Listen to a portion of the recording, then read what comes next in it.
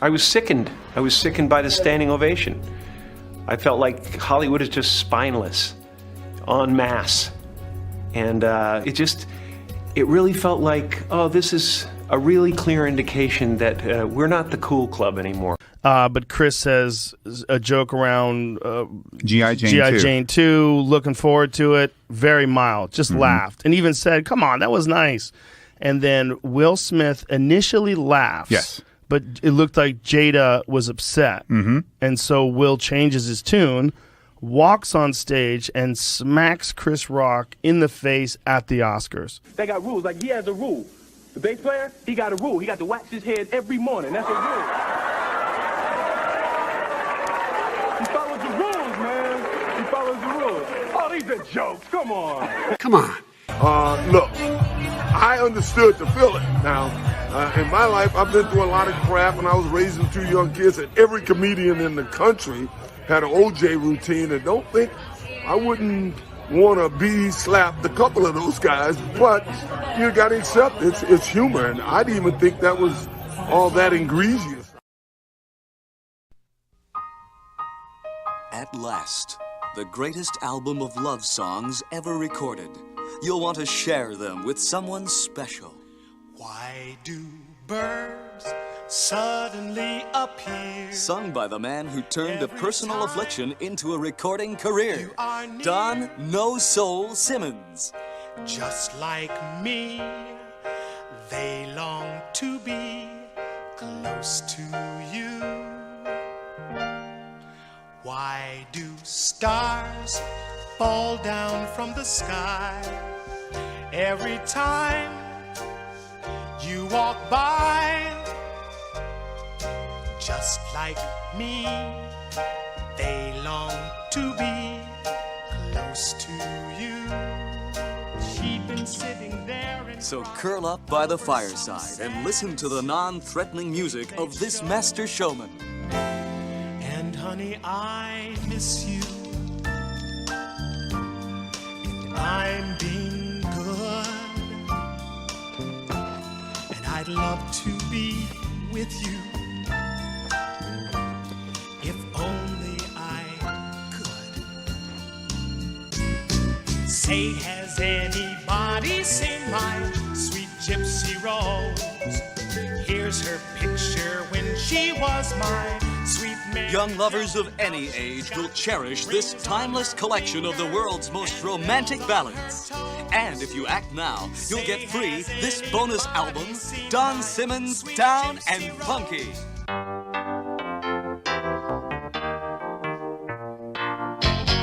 Jeremiah was a bullfrog, was a good friend of mine.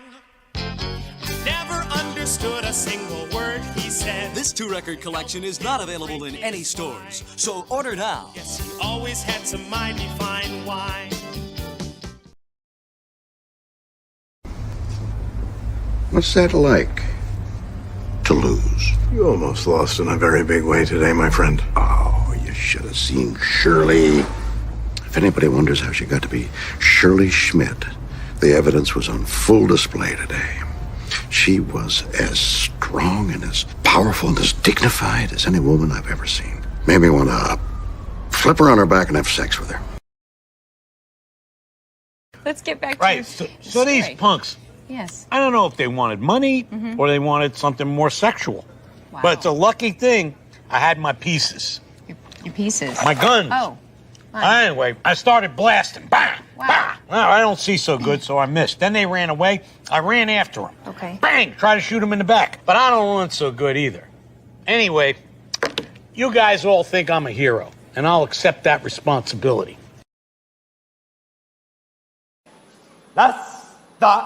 T-C.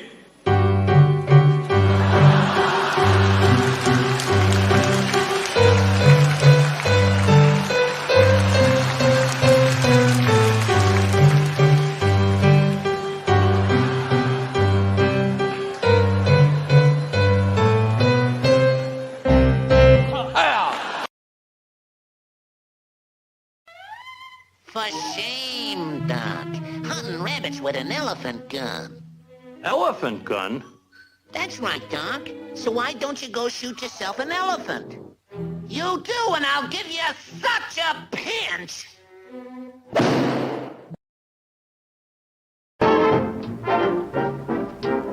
We're going to start our volleys. We hope you like the show. Everything is ready. We're raring to go. We'll give you all the latest songs and dances full of pep. We're gonna start with high chucks. Just watch this chorus step.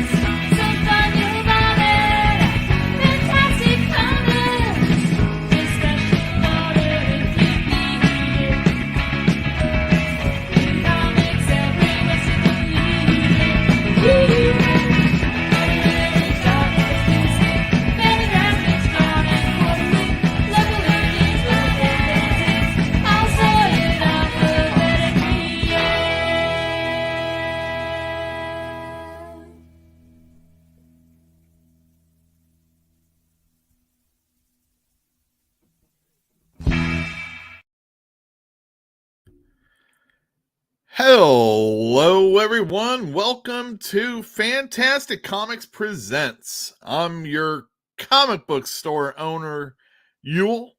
I'm the host of this show, and I welcome you to our 113th episode. And we do this every Tuesday at 8 on the West Coast, 11 on the East. Oh, I'm so sorry. But you get the results of all the award shows and well, pretty much that's all there is. That, you get to watch the television programs first. A lot of times wrestling,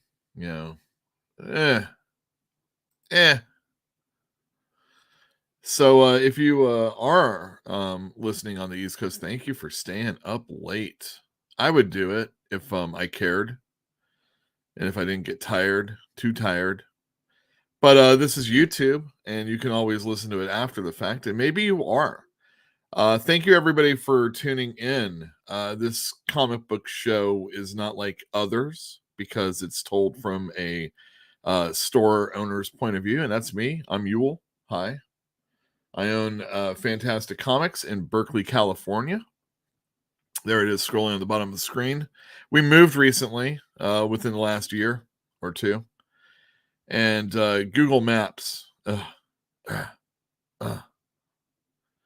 Anyway, we're the top. The picture wants to take you to the old place. But if I understand correctly, the address is the correct one. You just got to not get fooled. Or I got to fix something. We'll figure it out. Nonetheless, we are on MLK Jr. Way. And I'm going to tell you about comics that are coming out tomorrow. We're going to talk about some stuff that's going on in the world of comics.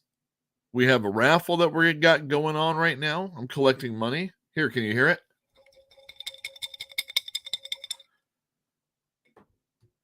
I got it here. Safe. Make sure nobody touches it. We'll talk about that in a moment. We're going to have a crazy new comic book day. A lot of Marvel because of my mishap that occurred last week. We're getting half of what came in this week, plus all the other Marvel stuff. Fortunately, DC and Diamond distribution, Lunar for DC and Diamond for all the other companies, it's not quite so heavy, and I don't order extras for the shelves for some of the items. You know, I just don't sell Power Rangers like I would like. But if you are a customer of the store and are interested, we have a hold program. All you have to do is come in and pick up the books, and I have to get a little bit of information from you. And that's the kind of service I like to provide. Make sure I get what you want in your hands. And I'm also going to tell you a little bit about the store operation tomorrow because we have a Gizmo update. And there's a comic book that I just saw. I'm going to comic book in quotes that I saw just before getting on, and I would like to introduce you all to it. Because even if you aren't a customer of Fantastic Comics in Berkeley, California, you're probably a customer of a store somewhere, and you are going to definitely want to get this book. Let me put on my camera. So this is the warning, everybody. There we go. Hi. My name is Yule. That's how you spell it right there. And I'm wearing my brand new Spider-Man shirt that I haven't worn except today. And I'm happy. Got this Gleason thing. Look at that. Also, since we're talking a little bit about the store right now, Spider-Man's going to come in tomorrow sometime. Maybe you'll be in at that time. So beware. So on top of everything, we're going to talk about Spider-Man still has yet to come in. But I got all my Diamond, and it was great. I got Lunar. I put it up, the DC books. I put them up before I left on Sunday. And then I actually came in Monday and made sure the Marvel stuff was right. So tomorrow really shouldn't be that big a deal. But, you know, how was your weekend, everybody? Before we really get into it too deep, I like to do this. We didn't come to borrow any money. We didn't come to borrow any dough. We didn't come to borrow any trouble. We just stopped in to say hello. Oh, hello to you, Mr. Penny. Please don't think that we are hammy. We just stopped in from Alabama. We just stopped in to say hello. Oh boy, you said it. We just stopped in to say hello. And don't forget it. We just stopped in to say hello. And I'm hello. Hello. Goodbye. Hello, everyone. I see you out there, although one of the people there is myself because I type and look and see, make sure we're actually on air. Earlier today, much earlier today, Fantinuum is going to be our eyes and ears in San Diego. He pulled the trigger and reserved a hotel room, and he said, this hotel room is amazing. And should I do it? He said, like, you know, this is my last vacation for a while and stuff like that. It's going to be a pretty awesome place. And he said, you know, I could stream from here. And I said, yeah, you should definitely do that on a Tuesday. So Fantinuum is going to be our eyes and ears before the con. Maybe we'll have him on, let us know what he did at the convention. But anyway, Fantinuum, if you're not there right now, wake up. Jilby Pill's here. She's in the other room. And she also says that Arsenio clip, man, didn't that come out just at the right time? Wow, everybody. Did you see the Oscars? I did not. We're talking about Oscar Jimenez, of course, the artist of Flash. He worked on it during the Mark Waid days, and I don't want to get in trouble for saying the wrong words, but what an award show. And of course, award shows are ridiculous to begin with. There's a time in my life I remember, caring about film and delineating it between, that and movies and quality and quantity. And we had Rick Worley on the show not too long ago. Maybe I should have him on again when we're talking about movies. Cinema doesn't seem to be so exciting, and the thing that you're going out for blockbusters mostly, and probably Disney is making it, and the evil corporation Disney. But didn't that clip come out just the right time? David here. Hello, David. Doc Post a lot. Yo, cheers. All right. And let me see. Have you guys seen an old 90s clip of Will Smith's The More You Know, where he tells kids not to start fights and to use their heads? So awesome. Yes. That was a real laugh. That wasn't a fake laugh. I'm gonna say this about this whole slapping thing, and it reminded me of this silly incident that happened. Look, children, it's a falling star. Make a wish. Yeah, yes, that's right. You make a Hollywood Minute omelet, you break some eggs. Don't write the letters. You can't take the job. And David Spade got in trouble for doing that. But I guess Eddie Murphy called, I guess Dick Ebersol or something like that. It's on YouTube. You can watch it. He tells all about it. And he got David Spade in trouble. That seems like the thing that probably should have happened. Wow. But I did want to talk a little bit about the Oscars because, and it's comic book related. So I think, so I was on Twitter and everybody, I knew about the slap and you knew that happened, but then everybody started talking about the Speed Force and I had no freaking clue what that was about. Obviously I know what the Speed Force is. I know there's supposed to be a Flash movie, et cetera, et cetera. Oh, by the way, I guess, the dude who's playing the Flash, Ezra Miller, got in trouble again for some rowdiness that he partook in Hawaii, I think it was. You can check that out. But dude's in trouble with the law, and he choked that lady in some European country, and maybe or maybe not because the film goes out really quick or the camera goes out, but everybody was either off on, hating him or joking about it. But, well, obviously we joked about it more.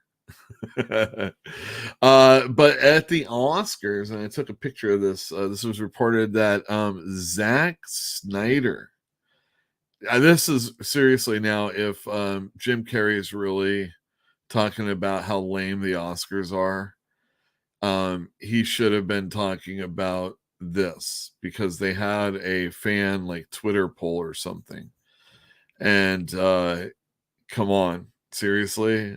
They have the People's Choice Awards already, they have the MTV Awards, but they want to make sure that they gain the people caring and paying attention, because there is so little care for the Academy Awards anymore that this was the second lowest rated Academy Awards ever, and I think the last one was. This is a post COVID, not even during COVID, and they kind of suck. I mean, maybe it was because I was younger and I cared a little bit more. Maybe it was because Billy Crystal and the team of writers that were working at that time.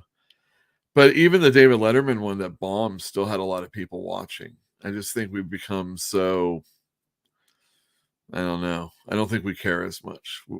Sometimes we do. And leading up to it, going into work, I listen to KQED, NPR. they've been talking about the Academy Awards and talking about how like they've just been talking a lot about it.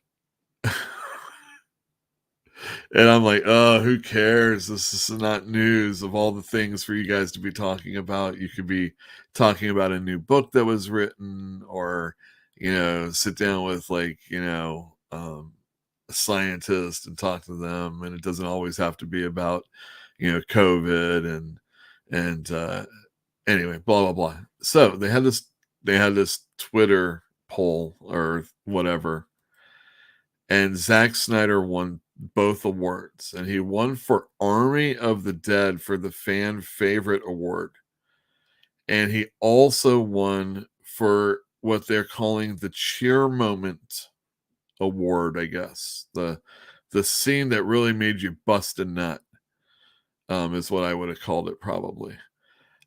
Justice League was not eligible in the former category, but it was eligible for this cheer moment, where the Flash enters the Speed Force and saves the spoilers for those of you that haven't watched the Justice League movie. Speed Force and saves the Justice League to allow them to defeat Desaad. This was this early in the movie, I'm assuming, because Desaad's barely even like a boss level kind of character.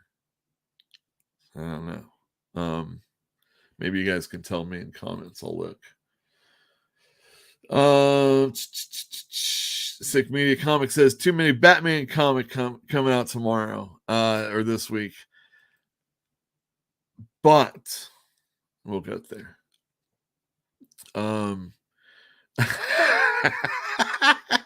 Did you make that one up, or did you see that? That's pretty funny. Diablo Hashcraft, hello. Let's see. I was saying Bautista. Yeah, especially when it was Blutista is what I think it was. Anyway, fans like that movie. They did, exactly. They liked that movie. And well, no, see, that's the thing about Zack Snyder fans.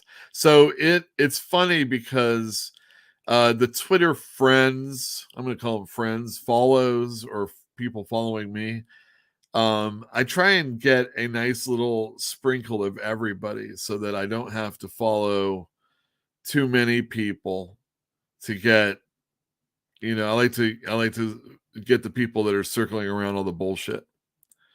And so some people like love Zack Snyder and were totally into his stuff and will, like, if Fatal J was in chat right now, I was thinking about it because but it would have been last minute and not fair to a guy that lives in Chicago, I think, or whatever. Zack Snyder fans are a little rabid, probably. And they made that Justice League thing happen. They cried and they got people like Rob Liefeld to get his big mouth involved, and people supposedly enjoyed that Justice League. I can't tell you if I've actually seen a Zack Snyder film, so I can't really tell you. He does that slow motion stuff that everybody does. Yeah, I'm not a fan. I mean, of movies, of long form 3-hour movies, that type of stuff. Maybe they should do an Oscar based on Rotten Tomatoes scores. Well, the thing is that we know that Rotten Tomatoes scores, before Captain Marvel came out, everybody hated that movie. And so it never had a chance. I guess in a way, that's a real score, and how much of your perception actually allows you to enjoy or not enjoy something. If you're in a bad mood, chances are you aren't going to like your favorite ice cream, but maybe it'll do it for you. But what about traveling? Maybe if you have like a pre-existing notion of what a certain town is going to be like, and you go there, and even if everything is not like that, do you just pay attention to the one thing that was? So maybe the Rotten Tomato scores are a real reality of what, people think of something, whether they go and see it or not. People review bomb stuff all the time. And then there's people that, totally love something to, make sure something is known that you're crazy if you don't like this. I mean, it feels like a lot of time. And then that's the contrarian in me. If I'm not into whatever somebody else is into, or I don't want to be, because I'm like being a curmudgeon, there's nothing really anybody's going to say about Breaking Bad. I don't fucking want to watch it, Stop talking about it. I'm done. But you never tried it. I don't care. I know what I don't want to watch, and it's that. But it's got that guy in it that you like. I don't care. All right, these guys are talking about the Moon Knight TV show. Yeah. Oh, they're gonna do the schizo stuff way too much, but I'm looking forward to it. So are you too? Excellent. Could your favorite ice cream put you in a good mood? More than likely, something like comforting would probably do that. But going out, the concept is like not going out and experiencing something else other than what you already know. And you probably know that ice cream if it's your favorite. Is it, and then let's see, is there a movie that's so good? Once again, probably. There's something I enjoy watching. It's out there. I was just reading a thread, and in it was a picture of the backyard, the courtyard scene that Jimmy Stewart looks at when he's in Rear Window, and that was pretty sweet. And I love that movie. That's a good one. Young Frankenstein, probably something a little bit more happy. Well, those are both funny movies. But your preconceived notion when you get to that, I hate hippies, can't stand them. So regardless if every single hippie you meet except one, is very not the way. They totally are. You might just still focus on the negatives. Cool. Oh, I like this. A direct question. Do you have WrestleMania picks? Let me tell you, Diablo Hashcraft, I did, but the thing that happened on Raw last night, I wish I had a little thing right now that I could put up Yule's WrestleMania talk. All right, guys, a few minutes of wrestling. Let me know if there's a certain match that you guys are interested in, and then I can tell you about it. Of course, I'm super interested in the main event because it's a 2-night event on Peacock. The main event is Brock Lesnar and Roman Reigns, the Tribal Chief. They both have belts, and they're going to unify them until they split them again immediately. I think Roman Reigns is going to win. He's their guy. He's on Fox, and no matter what they do on Raw, Fox will be happy that they have that real main superstar. And Brock it'll probably be like one of those things where Roman does the kick out of a pin, but he hits Brock in the nuts and then puts him in a move or two. So that's a match I'm assuming is going to go that way. I'm looking real big time for big time Bex and Bianca Belair. I'm hoping Bianca Belair wins. It's been a long build, the better part of a year, and this would be the time to pull the trigger and really go with Bianca. She had a great promo on Monday. I think one of her best of all time. In her year and a half of working, but it was great stick work. And the only thing is she was in the middle of the ring. Instead of having her long ass hair cut, she was actually ended up cutting Becky's hair. So will we see a heel turn in Bianca winning?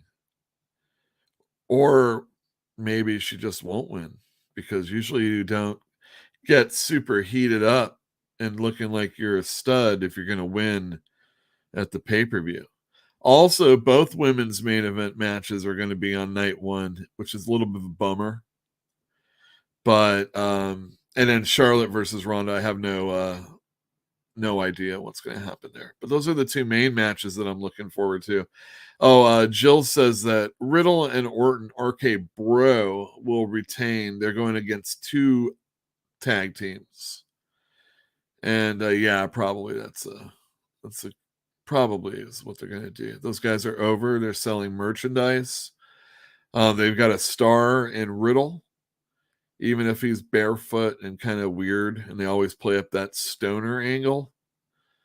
But he's good. There's something else we got, and for those of you that don't usually watch wrestling, but like celebrities, if you consider Logan Paul a celebrity, I mean he's got a lot of people paying attention to him. Let's just say that he's going to be on the show, and they're going to have, I forget who the the Jackass guy, Johnny Knoxville, on also versus Sami Zayn. Oof. Stone Cold's going to be there. Stone Cold. And yeah, there you go. That's my WrestleMania. Boom.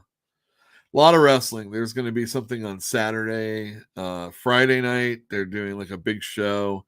Head on over to Peacock and you can watch the Hall of Fame induction. That's going to be The Undertaker and the Steiner brothers.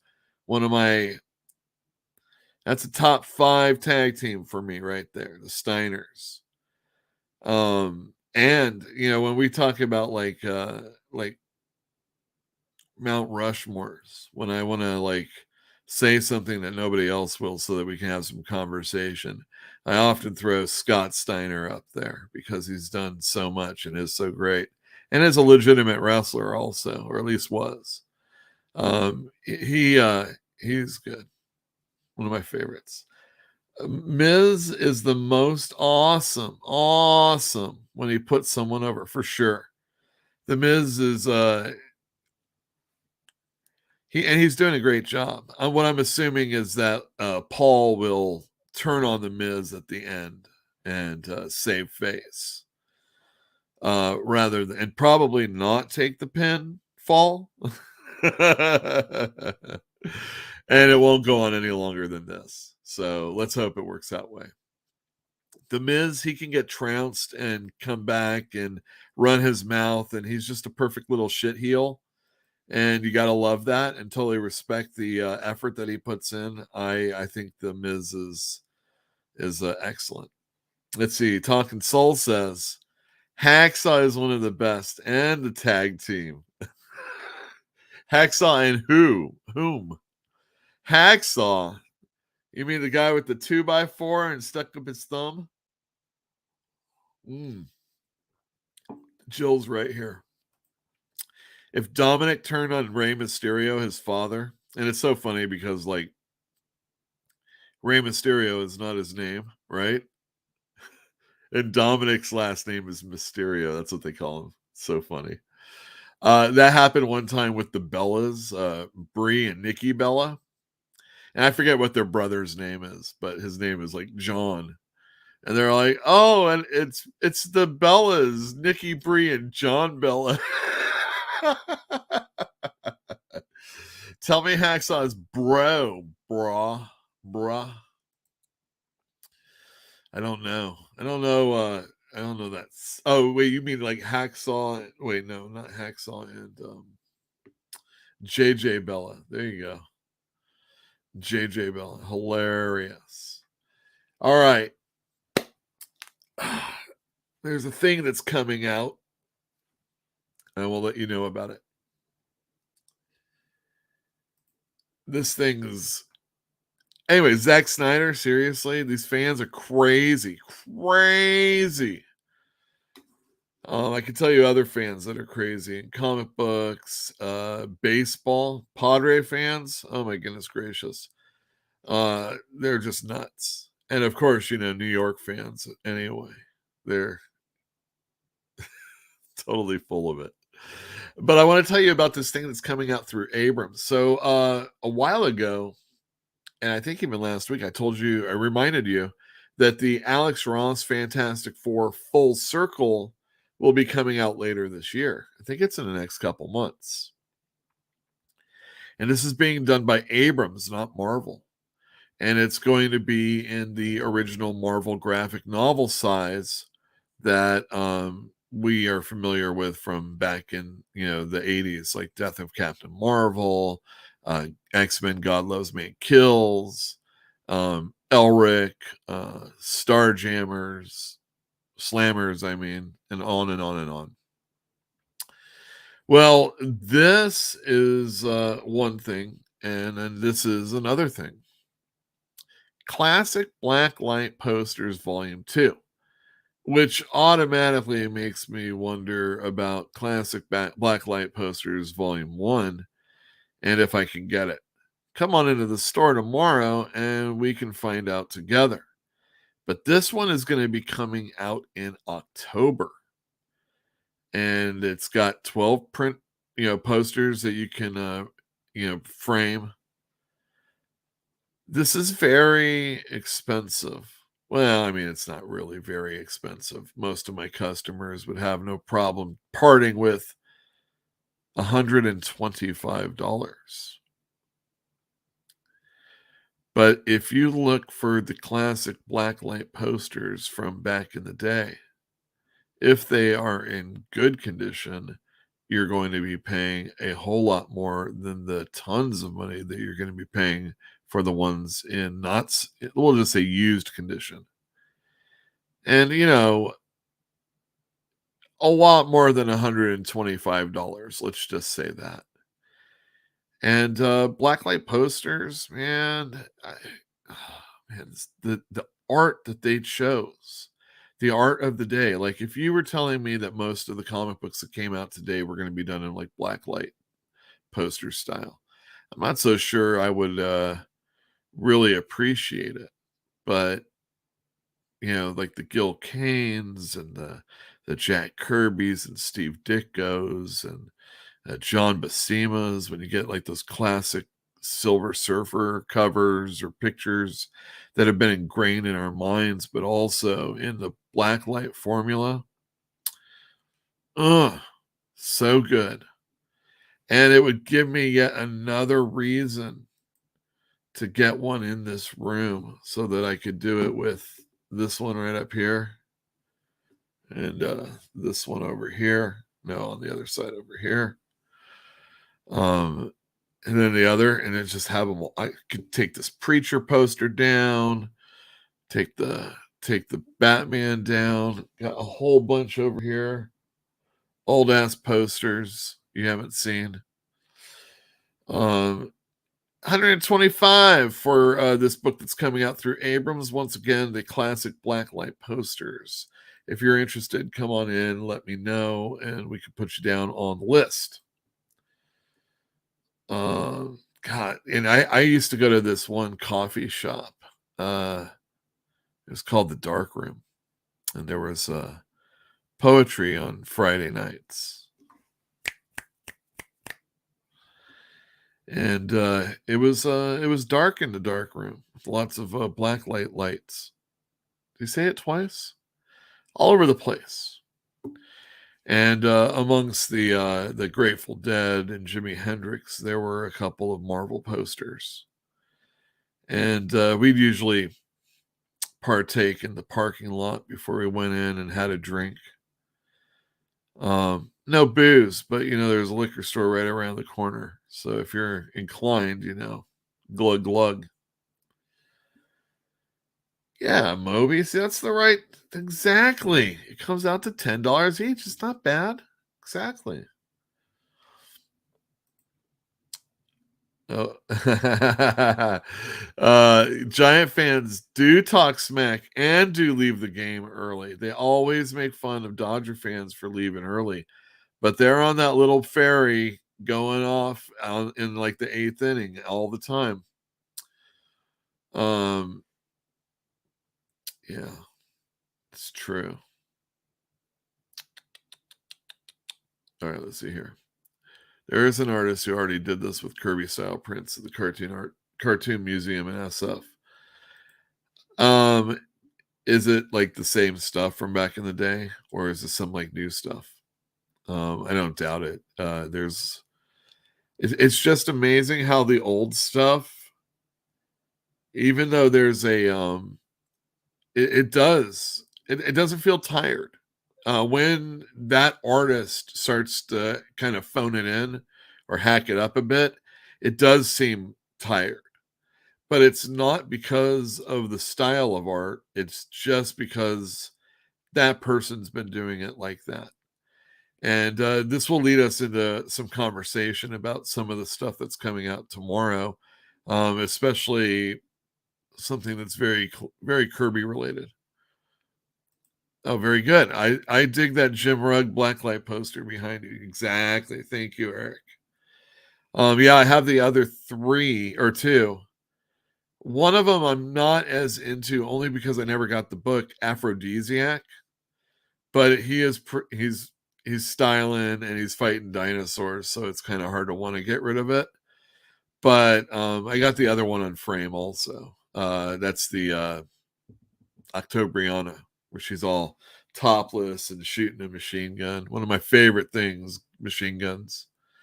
Yeah. Well, hell. Well, let's talk about the Great JLA Avengers trade. For those of you that don't know or haven't come into the store yet, you still have time. We have 3 more weeks, 3 more Wednesdays till the last time you can purchase a raffle ticket. Or maybe that's the ticket. It's a spreadsheet. We put you down in the book and whatnot. It's $5 cash in store. Look at that. All right. That's good. Let's start. I know there's a lot of people that haven't done it that are going to, and I'm really excited to find out who's going to win. You can buy more than one spot, and basically be in the system. Have a way for me to contact you, and give me $5, and I'll put you in the book, and we'll figure out who's going to win this classic, a modern day classic from Kurt Busiek and the legendary, and I don't use that word lightly. See, legendary is one of those really great catch-all words. This person is important, and I don't have to talk Mount Rushmore when I'm saying that, because then we have to get into real specifics. But definitely legendary George Perez. Speaking, and a Gizmo update. Okay, if you have a dog and you can't have them hear this, cover its ears. Gizmo is going to provide us with an update, and here he is.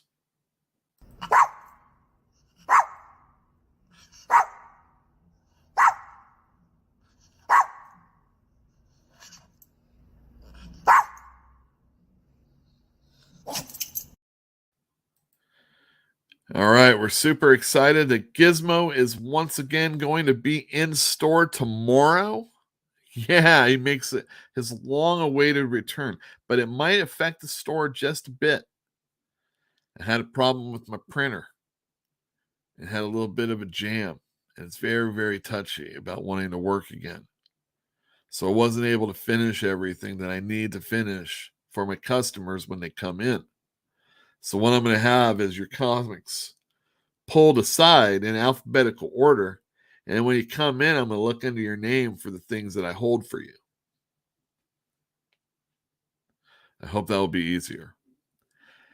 Because at 9 in the morning, which is many, many hours before we open. 3, in fact. We open at 12. I'm taking Gizmo into the doctor so that he can get a checkup and at the same time get his shots, like the rabies ones and stuff like that. I'm a couple months past due. Well, actually, however long I was past due, I am a month more because it is so freaking hard to get any kind of doctor to see a dog right now out here. I don't know how it is for in other places, but I've heard it's pretty bad also.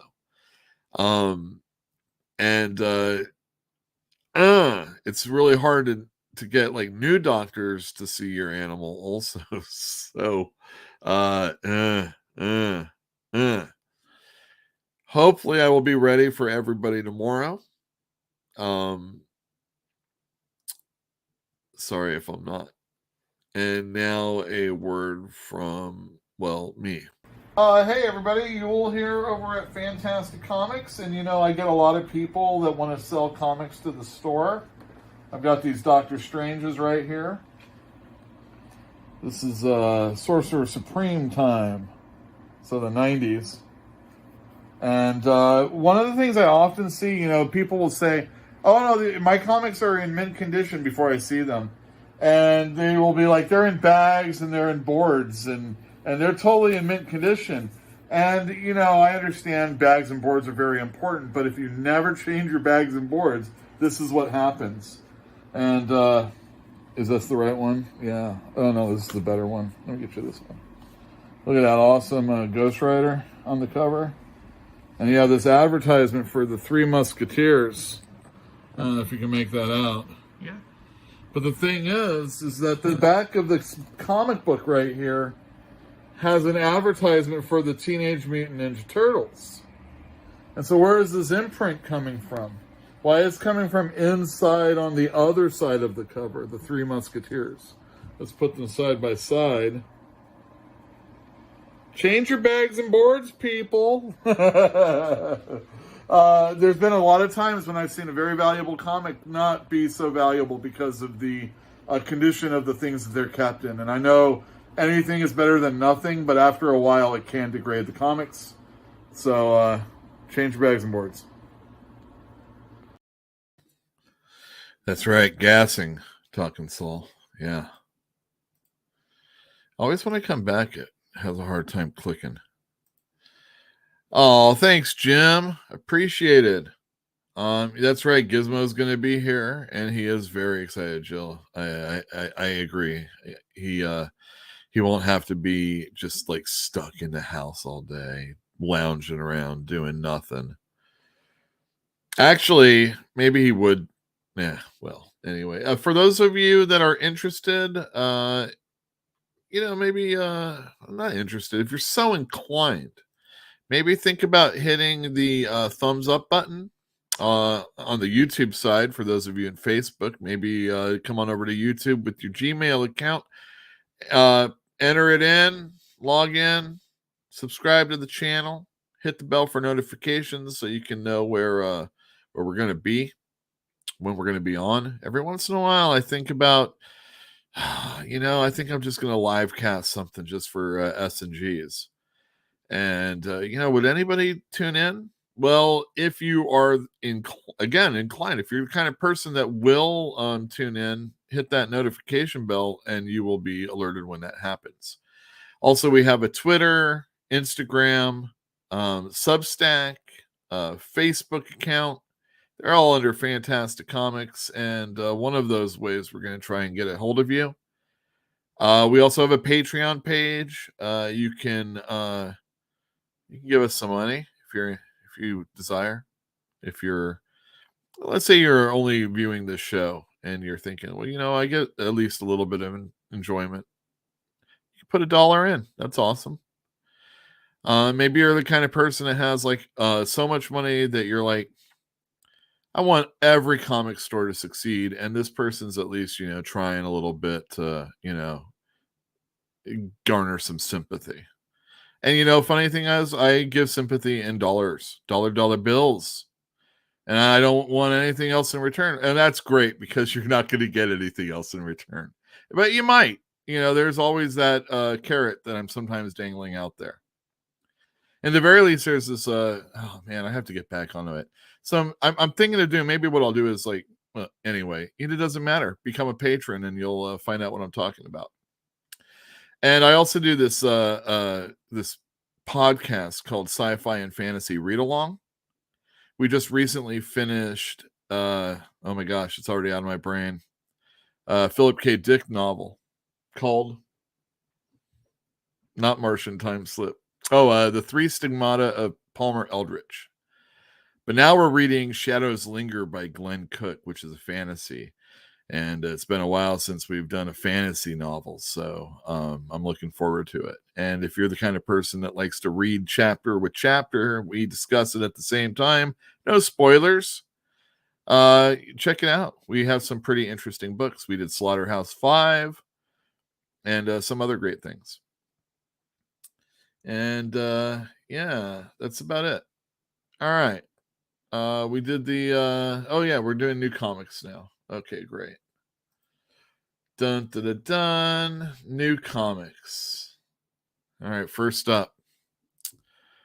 We've got it's just the Hulk. This is the Donny Cates, Ryan Otley jam.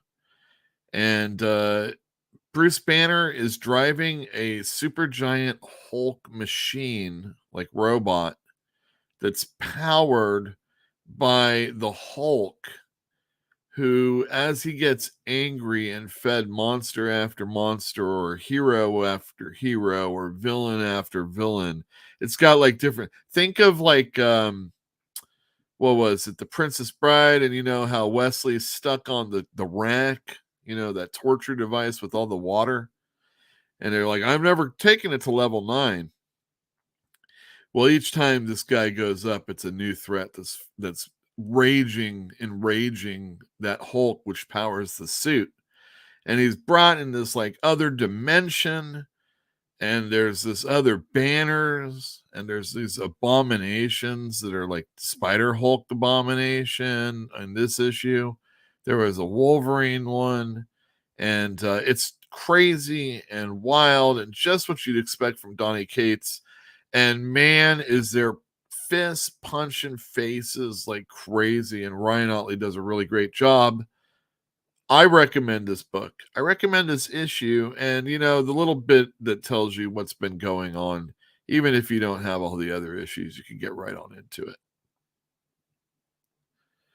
Next up, we have Swamp Thing is back, everyone. This is from DC. There's not a lot of DC this week, but this one is out, and Ram V and Mike Perkins are back.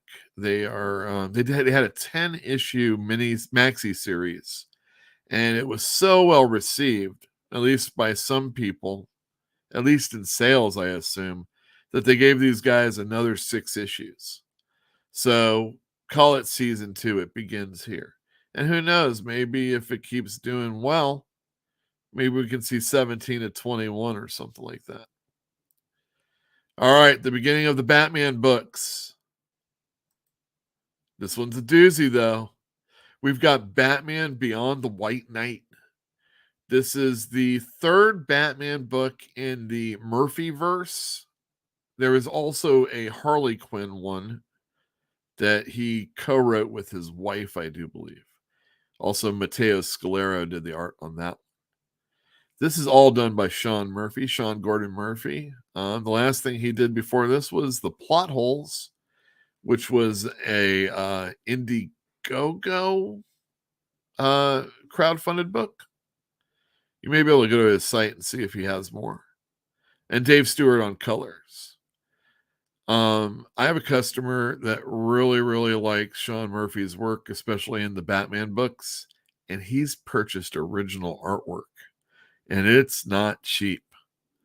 And these books have been very well received, and I'm looking forward to selling it to you. I might even read some of it. This one's about Batman Beyond, and I'm real interested to see how he interweaves this with, the previous storyline. All right, next up we have Shadow War Alpha. And it looks like, this is another Batman book, but it really stems from the Deathstroke Inc. series that's going on right now and the Robin series, which is Damian Wayne. Both, I think, written by Joshua Williamson. And this is going to have art by Edwin Bogdanovich. So it should look really good, even if John Boy Meyer is the one who did the cover. And it looks great. Obviously, we see Ra's al Ghul, but in the Robin series, Talia is a key figure. So obviously, to get these things together, we got to bring Raj and Batman in. But this is, they're going to do Shadow War Alpha and Omega, and I think it's going to run through a few of the books, but not the Batman book, if I'm not mistaken. It'll just be like Robin and Deathstroke, and who knows, maybe a detective issue or two. Continuing with the Batman theme, but again, we are talking about a very, it's an anticipated book. Again, one that I'm expecting to sell very well because the first one did so well. And that's this mini-series called Batman One Dark Knight. This is a Black Label book, and it's written and drawn by Jock. All the power has gone off. The first issue was basically a setup, getting us to the point where all the power shuts down in Gotham. And Batman has to get to the other side of the city. And I can't really remember exactly the reason why, but there's all these gangs that he has that we've mapped out at the end of the first issue. And Batman has to go through basically all of them. So it's like the Warriors, but just Batman. I really like the first issue. Jock told a good story. He wrote it well, and it looked great. So definitely I would check this out. Also, there's a variant cover by Paul Pope. It's sideways. But I personally got this one because anytime Paul Pope does something, I usually pick that one up. Next up, we've got Immortal X-Men #1. I read the first 5 pages. This is written by Kieran Gillen, and I don't know who Burnett is. But the art looked good on the inside. And it had a very similar scene to start the book off. You remember how in Powers of 10, House of X, Charles Xavier sits down with Moira at like a fair. I can't remember where, maybe a World's Fair or something. Well, even earlier in time, Destiny, a young Destiny, is sitting down with Mr. Sinister in quite the same way. And maybe I only read 3 pages because I don't remember what they said to each other. But I did get a little excited, I got to admit. I did thumb through the book, and I kind of felt, man, maybe it's passed me by. But I'm going to try. And Kieran Gillen's a good writer. So Immortal X-Men comes out tomorrow. I'm not necessarily pushing it over to everybody that got the X-Men prior to this. So be warned. Or you can email me. You can call. I answer the Instagram DMs, and it takes a while, but Twitter also. And sometimes Facebook. So, all these ways to get a hold of me. All right, next up, we have Astro City #1. No. It's a one-shot. That was then. I read most of this today, and wow, it's really great. Kurt Busiek writes it, just like always. Brent Anderson draws it, just like always. Alex Ross does the covers, again, just like always, except these days we have to have variants. And he does all the designs. And wow, there's a lot of characters in here. And some of them aren't even alive. And it's just wonderful. And for those of you that don't know what Astro City is, it is a superhero book that allows the logical conclusion to the story. You know how Spider-Man, I'm sorry to say that no matter what the danger is, Spider-Man's going to live. And it's just the way it is because Marvel makes a lot of money. Disney makes a lot of Sony makes a lot of money on Spider-Man.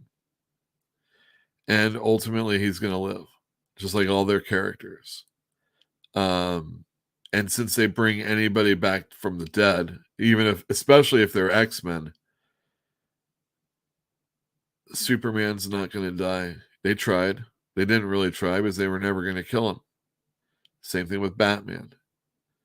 There was the Silver Age when Batman, Superman, and Wonder Woman shifted in style, but stayed the same. But Barry Allen became the Flash, and Hal Jordan became Green Lantern, and other characters were different. And they moved on and had different things, but we haven't had it yet. And Jim Shooter tried at Marvel with the New Universe, and it failed and flopped. You could say that maybe like Legion of Superheroes when it went 5 years in the future. Stories like that are intriguing, but it's not going to stay that way. Things can't progress if they can market these characters. And, they're just going to bring them back from the dead or change them or whatever. And Astro City allows these characters to come to their final conclusions. And often, as much as the characters are characters in the book, or people are characters in the book or story, so is the city. And it's really good, and it usually focuses on different people. It used to be one shots within the miniseries or within the series, and not really a overall arc. And then it kind of slowly started to get one, and then there were series of miniseries, and then they tried a longer storyline, so there's been a lot of issues. And the reason why I turned my face on for this is that tomorrow also comes out the very first Astro City Metro book. And this is the first 2 years, which is 19 issues of Astro City. Brent Anderson is a really good artist. It's very classic. And him working off of Alex Ross's sketches works really well with Kurt Busiek, whose stories are really super in-depth. And, there's always that character that kind of reminds you of one of the, of a standard character. But he's allowed to do things with those characters that may or may not happen, again, with these IPs that we are so fond of. And these characters are really well done. And it's not like Superman effing everybody up because he can. It's not edgy like that. It's still very classic stuff. It's stuff you would be expecting to read, but it's timely. It still feels fresh, and it's not like that old ass stuff. All right. Since I'm on, we also got a few of these. Elric, the Dreaming City, which is collecting these 3 books right here, which we've had from time to time. Oh no, maybe these are different ones. Can't remember. It's hard to figure these out because they go out of print so quickly. And I sell through them so quick. But yeah, this is Kano doing the art. Kano. I only got one of these. I thought I was getting the big one. I guess they've already done the big one, so they do these soft covers, which I really like, actually. And it's John Buscema's Silver Surfer. And it's like the original pages, but shrunk down. And, I mean, this is, the issues are pretty sought after and very expensive. And although there's reprints, there's not always reprints. And John Buscema kicks ass anyway, so seeing him in black and white is pretty good. So I can actually get more of those, but they go out of print really quick also. So if these interest you, come on in or go to your store and get them quick. Let's see here. Jock is dope. Yes, he is. Talking Soul says, I have all the original ones. Yes. Yes. And you have the artist edition. Excellent. Okay, I'm going to turn this off. Continue the trip down New Comic Book Lane. Let's see. We did the Batman. Did Astro City. So yeah, this one-shot issue is very good. It's worth the $5. Is it $3.99? Whatever. I can't read that. Let's see. $3.99. Yeah, $3.99. That's a good price. This is not $3.99. This is a $9.99 book. Fantinuum, wake up, because there's like 3 covers. This is just a Wonder Woman special. It's got a lot of the people. The Scott Collins one, he writes and draws it, and it looks really good. Paul Pelletier, we talked about him when Joe Corolla was here. He did not make the cut for the There Could Be Only One, but he's still a industry yeoman. Next up, we have X-Men Unlimited Latitude. Jonathan Hickman wrote this. Why, he sure did. And Declan Shalvey does the art. This originally was a online comic book that you could only buy on the web and read it there. And it moved vertically from top to bottom. So each chapter or whatever, each page you turned, it just kept going down and down and down. And, if this comic, I guess they kind of reformatted it, I assume, but it's pretty interesting. There's going to be more than one, but it's going to be a little while till it comes out, if I'm not mistaken. It was cool, and if you like Hickman, definitely if you like Declan Shalvey, his artwork is really, really good in it, and I do recommend it because it's Wolverine at first, but then other X-Men are involved. Nightcrawler shows up. I would check it out. This book, Excellent number 2. The Excellent is the former X-Force team that died on their first mission, if I got it correctly.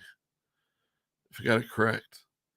And they're fighting X-Statics, who took over for X-Force but changed their name. A lot of them died too, if I remember correctly. But Excellent is kind of going up against them. I don't know who this book is supposed to be about, because I kind of want to see the villains lose. And it's named Excellent. So maybe X-Statics will beat up on Excellent and then take their name, kind of like they did take their book before. It's written by Peter Milligan and drawn by Mike Allred, who did those books back in the day, which I recommend, and there are trades of them. I can't say you're going to really enjoy it necessarily if you haven't read any of them before. But if you're looking for something different that is involved in the Marvel Universe and does have stakes and consequences, even though they're not involved with Krakoa at all, then this just might be the book for you. And Mike Allred's artwork is excellent, as always. On point, Mike. All right, here we go. Talking about things from the past. Jim Rugg's Hulk Grand Design. Monster comes out tomorrow. I have had the pleasure of reading most of it. I will say that it does not read exactly like the previous Grand Designs. Jim Rugg uses a lot of the comic book covers. He does all the art, but he uses he does these I guess a montage, if you will. And in doing so, he uses past pictures. Like he's making a what's the shit where you put all the pictures on the board?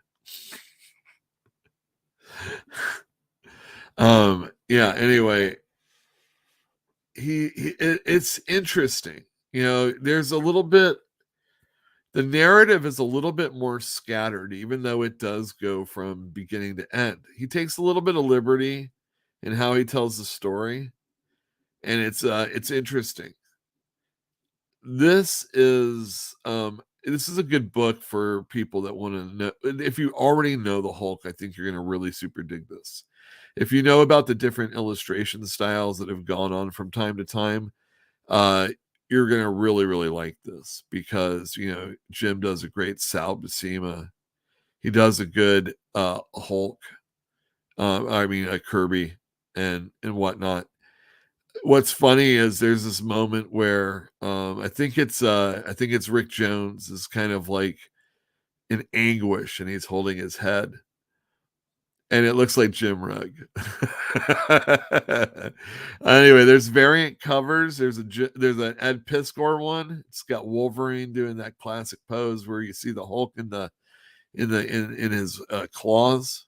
That great Todd McFarlane one. Unfortunately, my Peach Momokos haven't come in, so that's a bummer. But those will be in soon too. Anyway, Hulk Grand Design Monster. There's only one more issue. I recommend checking it out, picking it up. It's one that let's just say, if you want to support my story, you come in and pick it up regardless. If you want to support Outlaw Comics and the things they do, next up, there's that aforementioned, that's a horrible picture, Spider-Man that's going to be coming out. Oh yeah, it's collage, by the way, is what I was thinking. A mosaic, collage, exactly. Yeah, that is a sick cover. I agree. All right, Spider-Man 93 should be coming in later in the day. This is nearing its end, and it's going to be restarting with a new number 1. Zeb Wells is going to be writing that, and John Romita Jr. is back on art chores for Spider-Man. Yeah, where he belongs, if you ask me. And yeah, there you go, Spidey-Man. Next up, we have the miniseries Step by Bloody Step, written by Cy Spurrier. Who's the artist? Oh no, it's not. This is Bergara. Oh no, it is Spurrier. Put his name last. What a guy. What a guy. Since he wrote like 3 words in the first issue, I understand. Anyway, Bergara is the artist, so it looks really good. Maybe there'll be words this time. Anyway, last. What's last? Oh, DC versus Vampires. We have been selling out of this. James Tynion, Rosenberg, and Otto Schmidt on art. Tells the story of vampires that have come to Earth and are attacking the DC universe. Oh my goodness. Look at Batgirl. It's a shame. Hope she's wearing a cross. Hope she believes. All right. That's what's coming out tomorrow. A lot of Marvel. A lot of good DC books coming out tomorrow. There's also World War III if you've been getting that. So plenty to pick up. And if you didn't come in, Saga came out like a week ago. That was a good issue. I finally read that. I've heard people that were kind of poo-pooing it, and I can understand where they're coming from. It's hard to really get back into something after waiting about 3.5 years for it to come back out, especially when the hiatus was supposed to be so few, so much less. And that's a shame.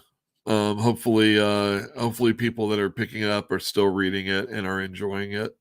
I think it's been pretty good. And Saga. That's a book. All right. I'm going to play this before I play this, because I'm not sure if it will kick me off if I play it, but you have to see the way Japanese baseball is introduced to its fans.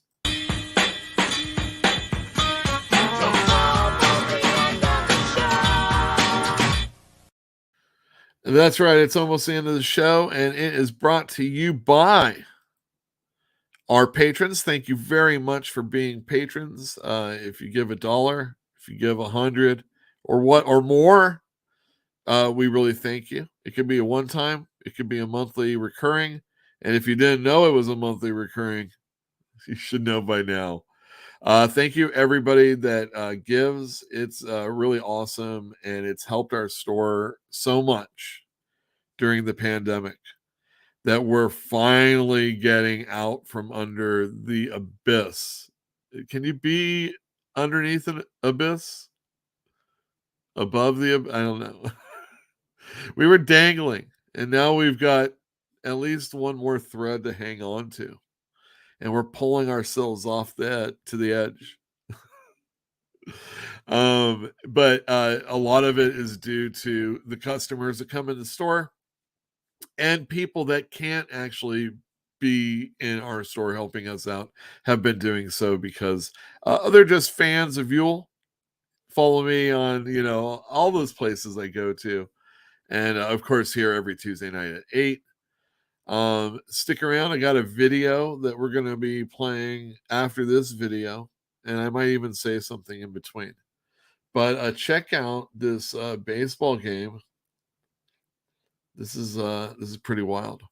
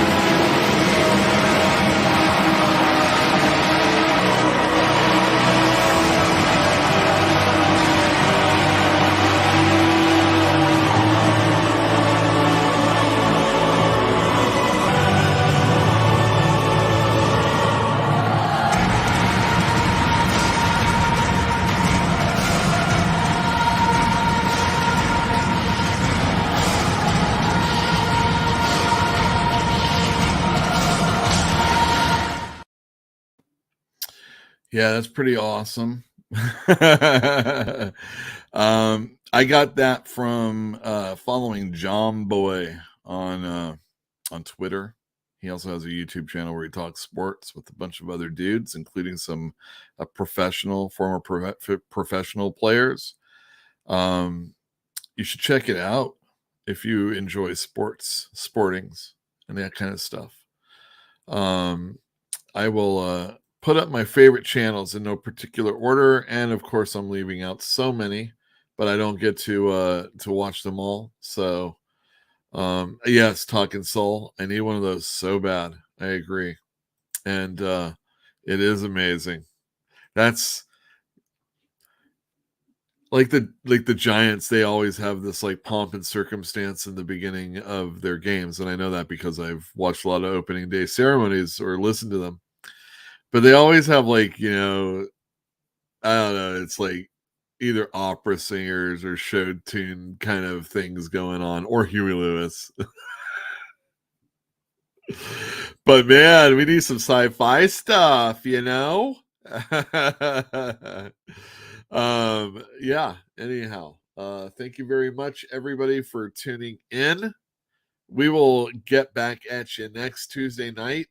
Don't forget, buy some comics from your local store, especially if you can and have a local store. Shop local if you can. It means a lot to the store owners, especially in this era of I can send out for stuff. I've got an account with Costco. I don't need to go to the grocery store. Who wants to go to the grocery store, Eric? Who wants to? Who wants to go to the comic store? You're going to the comic store so that you can get conversation. I've had so many people that have come in the last year and so, and I'm the only people that they talk to for a long time, other than going to work. And some people don't have to go into work to work, so they're really not talking to people. And there's a human connection that you get from comic books. And there's always something that you can buy if you're interested in buying something. Like I said, if you like old stuff, you should get like the Silver Surfer. And if you like new stuff, you should get this new Elric if you like fantasy. And the Astro City is coming out for the people that like quality stuff. And there's plenty of DC and Marvel for the other stuff. Plus Image. And, we got a Christian Ward vampire book coming up soon. It competes with the DC one. And yes, you are late. And yes, I thank you for joining me because I really appreciate it. It would make it a whole lot more embarrassing if it was just a couple people at the end. Or, I mean, at all. It's been. But, you're just doing it anyway. I'm just doing this so that, my customers... That's it. That's my customers so that they can know what to get. Thank you very much for coming in and saying hi and joining us. Hit the bell or hit the thumbs up on the way out, and we'll see you next week. Bye. I said bye.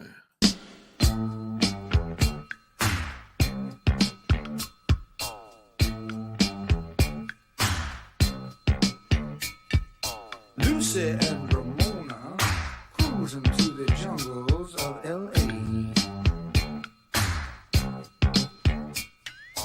Hoping to promote a dream somewhere along the way. They're rolling through the streets, looking for a disco, passing up the treats from a kid named Cisco. Trying to make connections with their blemish-free complexions, and just as fate would have it, ended up with Sunset Sam.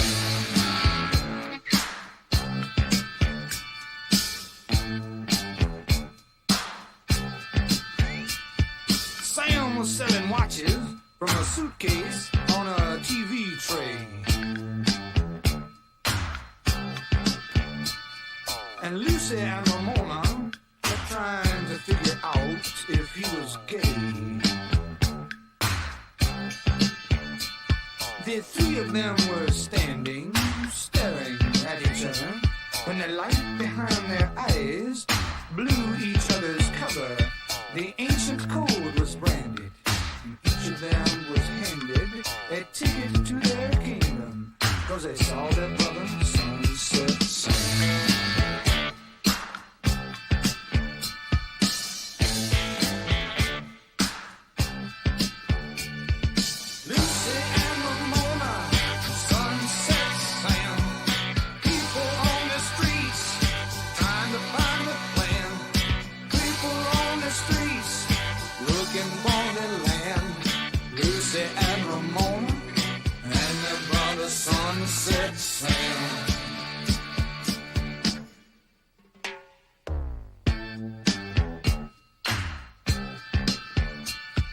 Lucy was from Compton, and she met Ramona at the zoo. Ramona was from Brooklyn. She left when she was 22. Sam was a native of the Arizona desert, but he split when he was slated for some governmental make-work. Their differences subsided when the common bond was sighted. They were all from the same place that made the famous Sunset Sam.